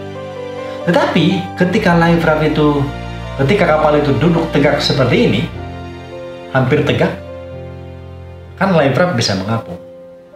Itu menurut saya. Tetapi tidak ada satupun life raft yang ditemukan. Entah mengapa. Many possibilities. Nah, izin pencarian diakhiri pada tanggal 9 September 2019, hari ke-18 tim SAR. Nah, status 25 awak Nur Alia dan 2 orang mengikut dinyatakan hilang. Dinyatakan hilang. Ini menarik menurut saya. Mengapa? Karena siapa sebenarnya yang berhak menyatakan hilang dari seseorang itu? Yang memiliki kekuatan hukum yang ingkrah. Kalau saya baca dari Undang-Undang 2006 itu tentang kependudukan, itu memerlukan putusan pengadilan negeri. Mungkin saya terbatas pengetahuan, tapi entahlah. Saya menerima info dari salah satu sumber yang menyatakan gaji kru tidak dibayar sejak kejadian. Nah, pertanyaannya, dapatkah perusahaan menyudahi pembayaran sebelum ada laporan akhir dari KNKT yang baru terbit 21 Februari? Bayangkan, kapal itu tenggelam Agustus 2019. Menurut informasi yang saya terima, itu gaji kru di-stop dari situ. Bagaimana bisa menyetop kru padahal belum ada hasil investigasi akhir? Jangan-jangan kapal itu masih ada. Jangan-jangan kru masih hidup. Dan masih berlayar jangan-jangan. Kok langsung di-stop? Nah, ini nggak masuk akal menurut saya. Apa dasar perusahaan tidak membayar gaji padahal belum ada hasil akhir resmi KNKT yang menyatakan kapal hilang ataupun tenggelam? Apa ini sesuai dengan hukum atau tidak? Apakah menyetop gaji itu sesuai hukum atau tidak? Nah, yang saya ketahui di kapal-kapal berbendera asing atau kapal-kapal luar negeri, kita mengenal ada istilah dengan CBA atau Collective Bargaining Agreement. Misalnya di kapal perusahaan saya, SK Shipping, di situ melakukan CBA, Collective Bargaining Agreement, dengan FKISU, Foreign Korean Seafarers Union. Di situ dikatakan jelas bahwa jika itu missing, maka atau dinyatakan hilang, missing, itu gaji kru berjalan sampai beberapa bulan atau sampai dinyatakan kru itu meninggal atau diputuskan pengadilan untuk menghentikan pembayaran. Nah, di sini di Indonesia saya belum mengetahui apakah ada CBA semacam itu, Collective Bargaining Agreement, atau undang-undang, atau misalnya peraturan pemerintah atau keputusan menteri yang mengatur bagaimana kapan gaji kru itu bisa di-stop ketika kapal itu dicurigai hilang kontak, dicurigai hilang atau dicurigai tenggelam. Dan siapa yang bisa memutuskan itu? Ini perlu kita atur. Nah, menurut saya ini bisa menjadi suatu perkara perdata di mana keluarga bisa mempertanyakan kepada perusahaan mengapa menyetop. Ini delik perdata saya rasa bisa diajukan. Nah, setelah melakukan penelitian SAR di atas permukaan air laut, maka tim SAR Maka pemerintah melakukan pencarian di bawah permukaan air. Hasil surveinya seperti ini. Di situ dikatakan bahwa pelaksanaan survei MBS Multi Beam Echo Sounder itu dimulai pada hari Rabu 19 Agustus 2020. Jadi 1 tahun kemudian. 1 tahun kurang 2 hari itu baru dilakukan penelitian di bawah permukaan air yang difokuskan kepada box 1 karena box 1 itu dianggap datum yang paling memungkinkan posisinya adanya Nur Alia. Nah, di situ box 1 diberi nama ID 01 BPPT KMKT dengan berada pada posisi 1 derajat 13 menit 19 detik south atau selatan, 128 derajat 35 menit 21 detik timur pada kedalaman 533 meter. Tinggi hasil deteksi dari MBS Multi Beam Echo Sounder itu tinggi 13 meter, panjang 195 meter, lebar 53 meter, mendekati dimensi Nur Alia. Di sini kita bisa melihat panjang keseluruhan Nur Alia itu 189,99, panjang antar garis tegak 182, lebar kapal 32, dan tinggi gelagat 17 meter. Jadi hampir mirip-mirip lah dengan Nur Alia, sehingga ini dicurigai sebagai badan kapal dari Nur Alia. Nah, dan hasil dari MBS Multi Beam Echo Sounder ini kemudian dilanjutkan dikonfirmasi ataupun dipertajam dengan menggunakan survei SSS Side Scan Sonar. Mulai dilakukan pada hari Kamis 20 Agustus 2020 setelah survei MBS. Nah, survei ini mengalami beberapa kendala dan menghasilkan beberapa citra. Kemudian survei SSS ini dilanjutkan pada tanggal 28 Agustus 2020 setelah ASSS yang baru dikirim dari Jakarta tiba di KR Barunajaya. Pada tanggal 26 Agustus 2020, sistem telah berfungsi kembali. Jadi tanggal 28 ASS baru datang, tanggal 26 Agustus sistem telah berfungsi dengan baik. Agak mundur ya. Mungkin salah ketik atau gimana, saya nggak tahu. Jika kita melihat gambar hasil dari side scan sonar, terdapat keanehan. Ada keanehan. Ini juga menjadi concern daripada keluarga yang dilaporkan kepada ombudsman, di mana citra yang didapatkan tidak menggambarkan satupun kren kapal. Tidak menggambarkan satupun kren kapal. Ada 4 kren kapal. Tidak ada satupun yang terdeteksi. Mungkinkah SSS tidak mampu mendeteksi kren kapal? Padahal kita bisa melihat bahwa citra tersebut terlihat agak menyamping. Mungkinkah kren tidak kelihatan sama sekali? Itu hanya sebuah pertanyaan. Selanjutnya, saya tidak menjudge mana yang salah, mana yang benar, apakah kecurigaan keluarga yang benar atau hasil KNKT yang benar. I don't know, saya hanya memberikan gambaran. Survei magnetometer. Jika objek yang sudah disurvei dengan SSS memiliki nilai magnetik yang tinggi, maka dipastikan bahwa objek tersebut adalah kapal Nur Alia. Nah, saya tertarik dengan alur logika atau alur silogisme dari kesimpulan KNKT ini. Jadi berdasarkan MBS Multi Beam Echo Sounder ditemukan sebuah objek pada kedalaman 533 meter dengan dimensi tersebut. Lalu dipastikan dengan survei side scan sonar. Ditemukanlah gambaran yang lebih tajam. Lalu untuk memastikan maka diperlukan survei magnetometer. Jika katanya kandungan magnet dari objek tadi itu memiliki nilai kemagnetan yang tinggi, maka dipastikan bahwa objek tersebut adalah kapal Nur Alia. Menurut saya logikanya itu agak aneh. Kok bisa menyimpulkan memastikan itu Nur Alia hanya dengan kandungan magnet yang tinggi? Menurut saya ini bukan sebuah bukan sebuah konsekuensi logis, bukan kesimpulan langsung. Mengapa? Dari logikanya begini.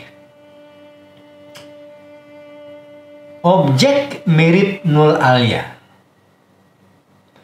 Lalu ada magnetisme besar. Karena magnetisme besar, maka itu pasti Nur Alia. Ada sebuah missing. Di sini ada premis yang hilang. Yaitu premisnya begini. hanya Nur Alia yang memiliki magnetisme tinggi. Sehingga jika magnetisme tinggi itu pasti Nur Alia. Masalahnya, premis hanya Nur Alia yang memiliki magnetisme tinggi itu salah. Karena jika sebuah objek memiliki magnetisme yang tinggi, itu belum tentu Nur Alia. Kapal-kapal lain juga sama memiliki magnetisme tinggi. Atau misalnya objek lain, besi atau apa, sama memiliki magnetisme tinggi. Jadi pertanyaan saya, bagaimana memastikan Nur Alia dari kemagnetan? Bukankah setiap kapal juga memiliki kemagnetan? Nah, di sini lanjut dari KNKT dapat disimpulkan bahwa adalah objek ID 001 BPPT KNKT merupakan bangkai kapal Nur Alia. Bisa dipastikan kata. Padahal setiap kapal memiliki magnetisme. Perlu diingat bahwa magnetisme kapal berubah-ubah. Jadi misalnya begini, katakanlah perusahaan atau siapa atau naval arsitek misalnya memiliki data kemagnetismean kapal. Katakanlah sekian. Ya kan, ini data dari arsitek misalnya dari galangan kapal. Kemudian dibandingkan dengan hasil deteksi dari magnetometer, ternyata sama. Apakah itu secara otomatis menggambarkan itu Nur Alia? Tidak juga. Tidak juga. Mengapa? Karena perlu diingat bahwa magnetisme kapal berubah-ubah sesuai dengan waktu dan tempat, sesuai waktu dan tempat, serta kekuatan-kekuatan yang dialami oleh kapal. Mengapa magnetisme kapal berubah? Karena dia terekspos terhadap magnetisme bumi. Dan juga dia terekspos pada getaran-getaran, terekspos pada suhu, terekspos pada hentakan-hentakan. Kita tahu bahwa sebuah magnet jika dipanaskan dia hilang magnetismenya. Sebuah magnet jika didekatkan pada magnet yang lain dia akan terinduksi. Jadi, andai pun ada data magnetisme dari Nur Alia, dari galangan kapal atau naval arsitek, itu tidak mungkin sama saat ini. Apalagi usia kapal kan udah tua, 19 tahun. Tidak mungkin sama. Kalau tidak sama, gimana mau menyimpulkan? Apalagi jika tidak ada data magnetisme kapal. Bagaimana menyimpulkan itu adalah Nur Alia? Bagaimana mungkin itu Titanic? Itu penilaian saya. Menawarkan sebuah wahana untuk Anda simpulkan sendiri. Oke. Lokasi dari ID ini adalah berada pada koordinat lintang 1 derajat 13 19 85 lintas selatan dan bujur 18 35 22,47 bujur timur pada kedalaman 530 meter. Nah, jika dikaitkan dengan pesan WA yang diklaim salah satu keluarga korban dari KNKT tanggal 21 Nur Alia berada di Pulau Obi. Kemudian, jadi tanggal 21 berdasarkan WA itu kan ada di Pulau Obi-nya di sini.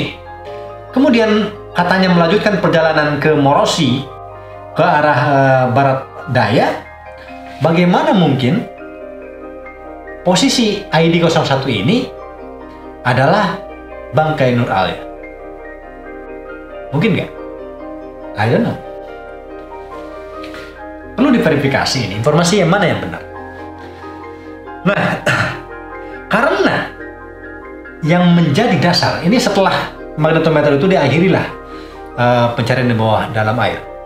Karena hasil akhirnya hanya magnetometer, maka kru keluarga tidak mempercayai hasil.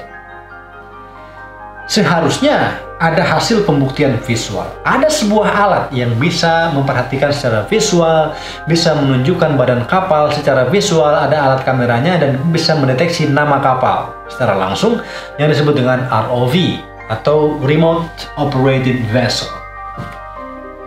Nah, ROV ini sebenarnya sudah dicoba untuk diturunkan oleh tim survei sebanyak 6 kali, tetapi terus-menerus gagal.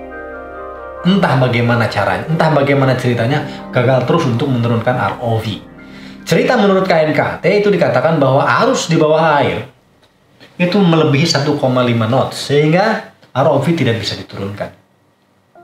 Tetapi pendapat salah satu aktivis media mengatakan, di mana sih kredibilitas tim survei Indonesia level nasional kok tidak bisa membuktikan dengan ROV? Padahal ROV mampu mencapai kedalaman dari badan kapal tersebut. Andai ada citra ROV menunjukkan nama Nur Alia di situ secara terang-terangan, secara jelas, maka bisa diyakinkan 100% memang Nur Alia ada di situ. Itu bangkai Nur Alia. Tetapi kita tidak bisa memastikan itu, dan KNKT pun mengatakan bahwa laporan akhir ini tidak bisa dijadikan untuk dasar menuntut atau menyalahkan suatu pihak, sehingga laporan ini bersifat informatif. Sama seperti YouTube saya ini, bersifat informatif. Saya tidak menyalahkan. Jadi kesimpulan saya sendiri, apakah likuifaksi itu mungkin terjadi? Mungkin. Mungkin terjadi jika benar laporan dari Sukovindo bahwa kandungan moisture kontennya melebihi dari TML. Mungkin terjadi likuifaksi. Apakah karena likuifaksi mungkin nggak kapal itu tenggelam? Mungkin. Sudah banyak contoh. Stabilitasnya berkurang, kapal terbalik, kemudian buoyancy hilang dan tenggelam. Permasalahannya, jika likuifaksi itu terjadi akibat moisture kontennya itu lebih besar, yang perlu dipertanyakan adalah mengapa shipper mendeklarasi moisture content lebih kecil daripada TML? Mengapa Sabandar memberikan approval terhadap tidak melakukan penelitian lebih lanjut atas surat itu? Kenapa surat izin berlayar itu, surat persetujuan berlayar diterbitkan jika ternyata moisture content itu lebih dari itu? Dan jika moisture content itu lebih dari kenyataan, apakah ini tidak ditemukan pada saat chem test yang seharusnya dilakukan oleh master, oleh nakoda? Itu membicarakan likuifaksi mungkin atau tidak. Jika ternyata tidak ada likuifaksi, apakah mungkin kapal itu tenggelam? Mungkin penyebab lain, tapi sejauh ini tidak mungkin. Tetapi melihat hasil dari KNKT ini, memang terdapat kejanggalan-kejanggalan yang seperti saya bahas tadi, untuk diteliti lebih lanjut dan diberikan jawabannya supaya mengakhiri polemik. Tetapi sebenarnya KNKT dan pemerintah yang bertanggung jawab itu bisa mengakhiri polemik hanya dengan menurunkan ROV. Tunjukkan kepada keluarga, tunjukkan kepada umum bahwa itu benar-benar kapal Nur Alia yang ada di situ dengan kamera. Nah, sekarang apapun ceritanya,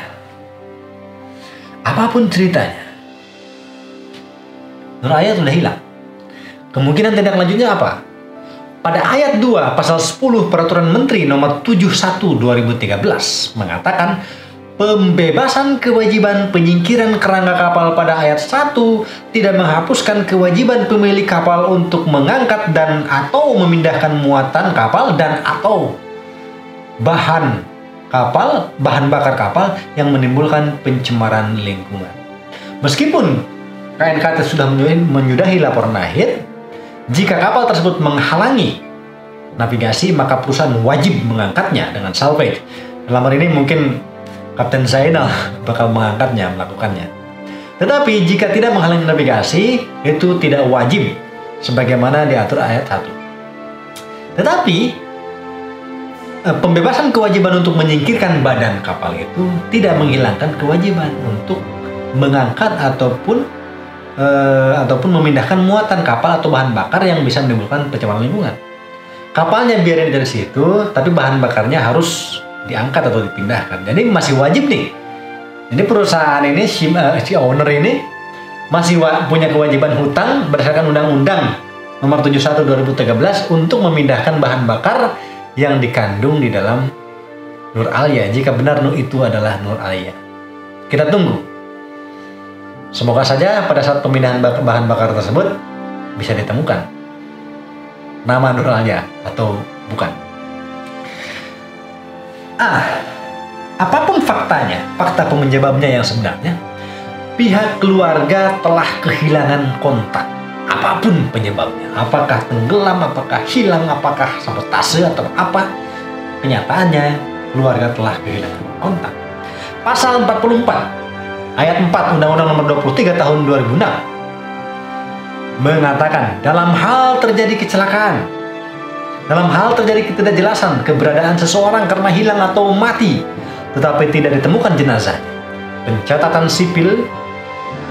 oleh pejabat pencatatan sipil baru dilakukan setelah adanya penetapan pengadilan.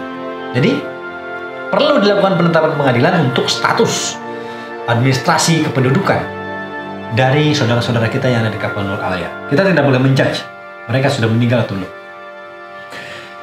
Lalu, pasal 31 PP 7/2001.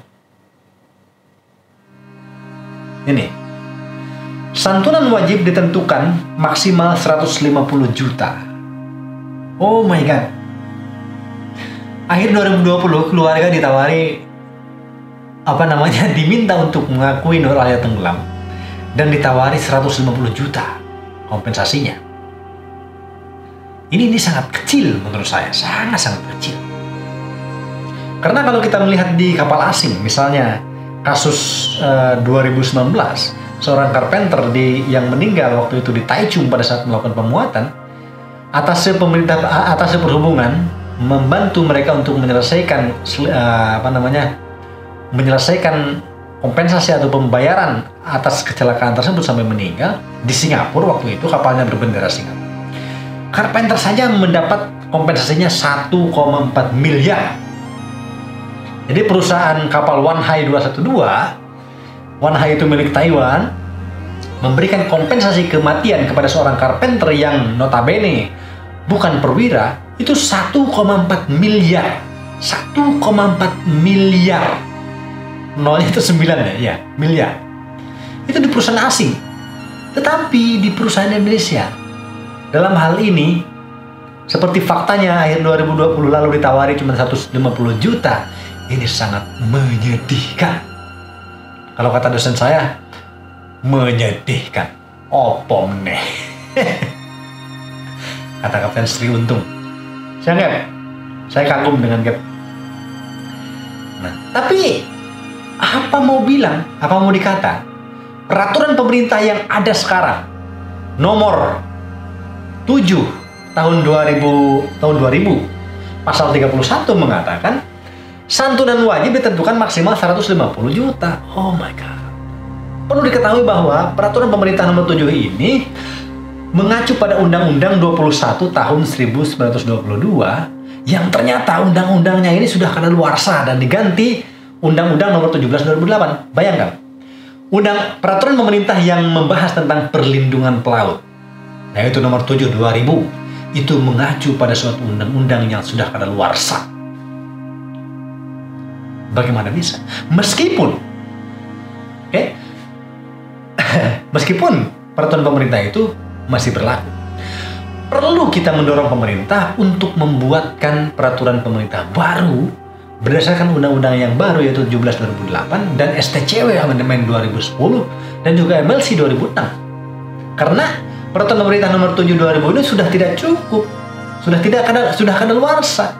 Pertimbangan hukumnya aja undang-undang tahun 92 yang sudah diganti dengan undang-undang 2008. Belum lagi isinya sudah banyak tidak sesuai dengan STCW Amandemen 2010. Belum lagi MLC 2008 sudah diratifikasi sejak 2016, tetapi belum ada aturan-turunannya. Tetapi kayaknya ini pemerintah ini bermalas-malasan untuk membahas itu. Mementingkan undang-undang yang sepele. DPR dan pemerintah itu hanya membahas undang-undang yang malah bikin gaduh kan. Sebagai contoh nih, RPP, rancangan peraturan pemerintah terkait PLP, terkait penjaga lautan pantai, sebagaimana diamatkan pada Undang-Undang Nomor 17 2008 Pasal 352, PLP harus dibentuk paling lambat 3 tahun setelah undang-undang ini dikeluarkan. 2008. 3 tahun itu kan 2011. Harusnya 2011 itu PLP sudah ada. Sekarang udah 2021, selama 10 tahun PLP belum dibentuk juga. Malah yang mulai dirilik adalah RPP Menko Polhukam. RPP tentang tata kelola keamanan, keselamatan, dan penegakan hukum di wilayah perairan Indonesia dan wilayah jurisdiksi Indonesia sebagai turunan dari Undang-Undang Nomor 32 2014. Malah ini yang dibahas. Tentang laut yang lagi-lagi disinyalir untuk memaksakan penguatan Bakamla. Nah, yang menurut Soleman B. Ponto, RPP ini bertentangan dengan undang-undang. Nah, contoh lain yang tidak digubris oleh pemerintah, Peraturan Turunan Internasional Convention on Arrest of the Ship, Jenewa tahun 1999, ini sudah diratifikasi. Sejak lama, sekitar 2014-an, itu INSA, Kesatuan Pemilik Kapal di Indonesia, sudah mendorong pemerintah untuk menerbitkan peraturan turunan dari Arrest Convention. Mengapa? Karena supaya owner ini mendapatkan jaminan yang lebih kuat, jaminan hukum yang lebih kuat, supaya dia dapat mengajukan pinjaman kepada bank luar negeri untuk membeli kapal. Mengapa bank luar negeri tidak mau memberikan pinjaman kepada owner kapal untuk membeli kapal? Karena tidak ada aturan tentang arrest of ship. Jika saya seorang owner kapal kemudian meminjam uang kepada bank luar negeri, lalu saya belikan sebuah kapal, lalu saya tidak mampu membayar hutang tersebut, bank luar negeri ini tidak bisa menangkap kapal itu karena aturan turunannya belum ada. Padahal aturan utamanya sudah diratifikasi. Kenapa pemerintah tidak membuatkan ini? Mana semangat pemerintah untuk menciptakan tol laut, membangun armada nasional yang besar, dengan cara salah satunya INSA itu diberikan keleluasan untuk memudahkan untuk membeli kapal misalnya dengan pinjaman luar negeri. Mengapa kok pengen pinjam ke bank luar negeri? Lah, bank di Indonesia kan mahal bunganya sampai 14%.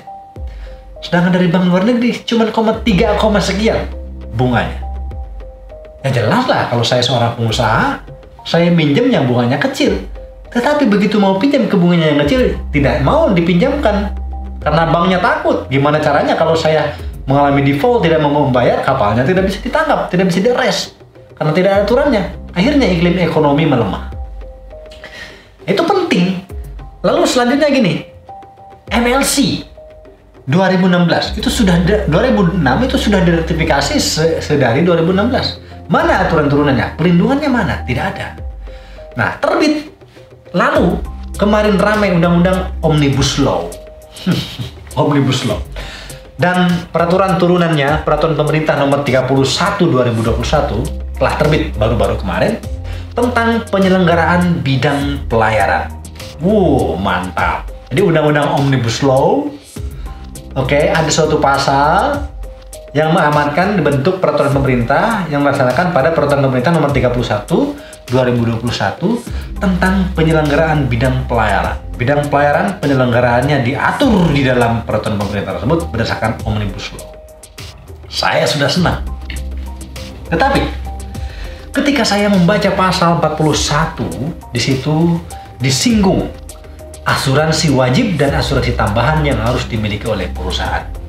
Tetapi sangat menyedihkan ketika saya membaca asuransi penumpang wajib, asuransi muatan wajib, dan asuransi lainnya. Tetapi tidak disinggung sama sekali tentang asuransi kru. Oh my God.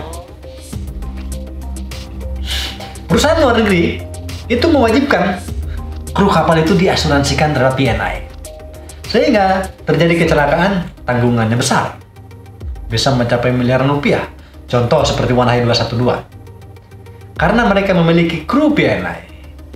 Dan pemerintah membantu mengklaim itu. Akhirnya mereka mendapatkan santunan sebesar 1,4 miliar. Bagaimana di Indonesia? Apakah kru kapal itu diasuransikan atau tidak? Saya tidak tahu. Silakan advokat pihak keluarga mencari tahu apakah kru Nur Alia punya P&I atau tidak, punya insurans P&I atau tidak. Jangan sampai mereka diasuransikan, asuransinya tidak cair, asuransinya sudah cair misalnya, tapi ternyata keluarga tidak tahu, padahal ada cair. Kita perlu tahu apakah ini punya asuransi atau tidak. Silakan teliti ke owner kapal. Lalu advokat juga bisa memeriksa di sini, cari celah dari perlindungan misalnya BPJS Ketenagakerjaan. Tetapi apakah mereka dimasukkan ke BPJS Ketenagakerjaan? Kebanyakan tidak, karena alasan owner kapal itu mengatakan bahwa kru kapal itu bukan pegawai tetap, tetapi pegawai sementara. Tetapi bagaimanapun, saya berharap niat baik dari berbagai pihak untuk mengungkap fakta yang sebenarnya dan bertindak sesuai dengan hukum dan memberikan hak-hak kepada keluarga seperti yang diatur dalam peraturan perundang-undangan yang sesungguhnya. Jika peraturan undang-undang peraturan perundang-undangan yang ada sekarang tidak mendukung ataupun tidak memberikan perlindungan yang maksimal bagi pelaut, maka mari kita semua mendorong pemerintah untuk membuatkan peraturan khusus, peraturan yang komplit tentang perlindungan pelaut. PP nomor 7 tahun 2000 itu harus diubah dan diperbaharui untuk perlindungan pelaut Indonesia. Wajibkan asuransi kru, berikan insuran dari PNI yang besar, karena kru kapal itu adalah pahlawan. Kita itu pahlawan. Jangan pikir pahlawan itu cuma guru, jangan pikir pahlawan itu cuma dokter. Pahlawan yang sebenarnya itu adalah pelaut. Mengapa? Karena tanpa pelaut perdagangan dunia akan mati. IMO mengatakan 90%, bukan IMO, UNTAD, United Nation